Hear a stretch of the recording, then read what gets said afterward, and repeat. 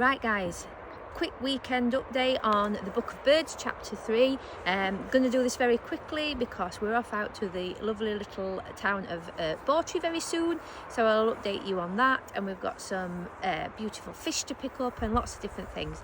And I thought, oh, I did promise that I was going to read all these out to you, so here we go. So the Book of Birds, and we are up to the bittern. So Botaris stellaris. Anyway, let's crack on, egg. So, compose myself, Sally, compose yourself. Did you hear it? That, at dusk, in the gloom. That's no foghorn, it's bittern, the ear-splitting bog drum, the butterbump, heard but not seen, shaking the swamp with his sonic boom. There it goes again, the sound of the Maya bull's echoing bellow, loud as a jet plane in takeoff, or a hellhound's howl. It's a call that's felt in the belly more than heard in the ear, for it jellies the air and sets bones ringing. It's the bass note larrup of this extra shy bird of fen and lagoon, with his subwoofered tuba, his sousaphone reverb, his contrabassoon. What did we make of that noise before we knew bittern? This strange, wary creature, this keeper to cover, this eel seeker, this reed bed creeper. A sound from some supernatural source. Perhaps a rip in the fabric, a monstrous force. Stay away, stay clear. Demons are here. Bittern's boom is the haunting cry of folklore's marshmen and wetland ghouls, of Nakai, Rusalka, Vodyanoi and Kelpie, of Grendal, the Drekavac and green-teeth Jenny. Bittern prospers where the world is wet, in mush and marsh, and the rich, rank stink of swamp and car.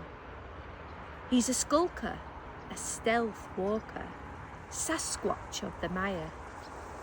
Those long, big-footed legs move ahead of his body, reaching and gripping each stalk with silent, mime artist movements.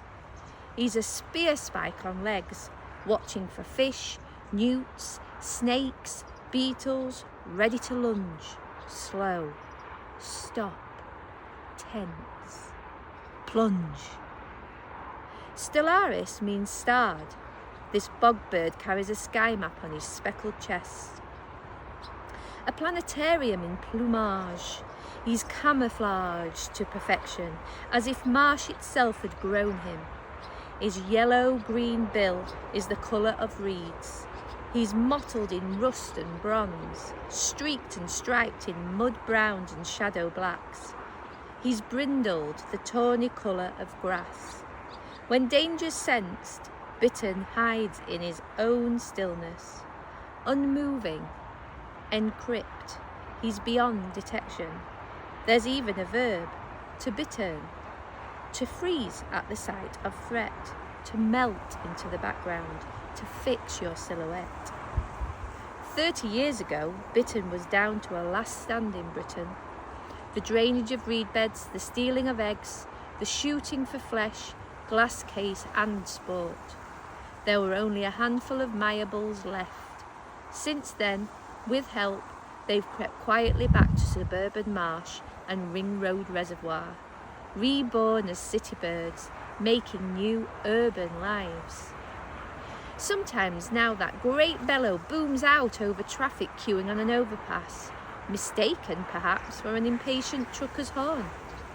Anywhere the reedy wet is allowed to sprawl at size, the bittern thrives. And there he is, beautiful bittern. Let's go back to the page, Jackie's beautiful illustrations, and that was chapter 3 in the Book of Birds by Robert McFarlane and illustrated by Jackie Morris. Have the most fabulous weekend.